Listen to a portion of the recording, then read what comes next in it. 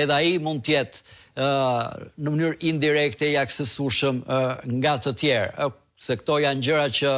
tashmë kanë kaluar në shkallë të paimagjinueshme. Kujtoj rastin e Hezbollahut, këtu ata kishin pagerat e vet të Hezbollahut dhe zbuluan që ua kontrollonte Izraelin në një farë pike kur i hodhin erë. Apo çështja e Kajos,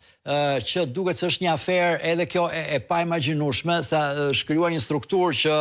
nuk dihet do prodhoj gjë apo jo për ushtrinë, ndoshta mund edhe mos prodhoj asnjë gjë, por kuptoj që nga ajo strukturë mund të merrte asete publike të ushtrisë dhe të shkonin pastaj dorë pas dore dhe në kompani private. Shqetëson kjo njeri përtej Shqipërisë, ka dhe të tjerë që mund të thonë prit se prekemi në NATO, partnerët kanë edhe dy palësh, qoftë shërbime sekrete të tyre që vinë dhe dalin nga Shqipëria për punë të tyre, a mund të jenë ata më të identifikueshëm e kështu me radhë? Sigurisht që preket gjithë komuniteti i vendeve perëndimore, aq më tepër që Shqipëria është një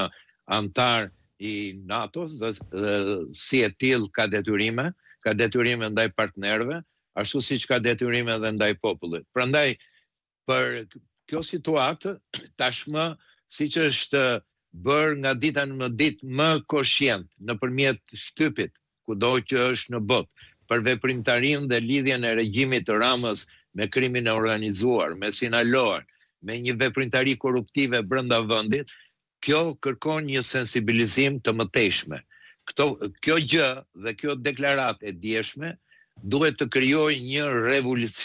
revolucion në veprimin e së pari të institucioneve të cilat mbrojnë ligjin dhe rendin. Nuk ka më justifikim për spakun, kur aferat janë denoncuar, minimalisht në qoftë se kanë kundërshti të thonë që kjo gjë është manipuluar për interesat e Ahmetaj ose nuk është kështu, por nuk ka më asnjë justifikim në qoftë se ata nuk denoncojnë dhe nuk vënë te kreu i regjimit kriminal që është në Shqipëri me emrin Edi Rama. Prandaj, kjo është e para. E dyta, opozita duhet vazhdoj këtë punë duke patur asnjë kompromis me këtë regjim. Me këtë regjim nuk ka më kompromis. Aktet e fundit të mbledhjes nga Partia Demokratike, nga lideri i saj, është një hap tepër pozitiv. Por duhet themi që Rama dhe regjimi i tij ka punuar shumë për të ndarë opozitën shqiptare dhe ne këtë kemi parë nga iniciativat e tij, nga financimet e tij, duke thënë që unë kërkoj